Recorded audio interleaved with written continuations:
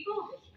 और ज्यादा देता है। हाँ, आप जैसे लोग की जो मदद करते हैं अल्लाह उनको और देता है ना। हम तो जरिया है ना, देने वाले हैं कि अल्लाह ताला हमको बहुत देना। आपके लिए अल्लाह चाहता है कि इन लोगों ने आगे कहीं देने हैं, तकसीम करने हैं। जी जी, इसके लिए अल्लाह ताला बहुत देता है, बहुत उसकी मदद। अब ये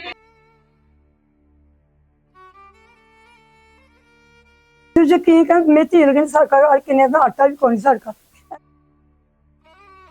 हमने आज जबान से छन नहीं गल कर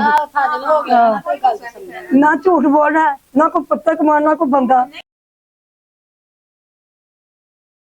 1500-1600 मंगा 1500-1600 पखा वेच दे अपना।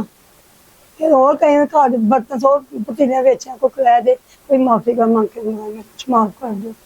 फिर अगर 10 का छड़ दे फिर घर खाली कर दे उन्हें इतने लिया। बस ऐसे कोई खुदा से मेरी मदद कर दे, अल्लाह के नाल देगा। पतीलियां वेच दे, सोनिया पहाड़ियां पखा वेच दे, कोई खाद शैल नहीं छोड़ी।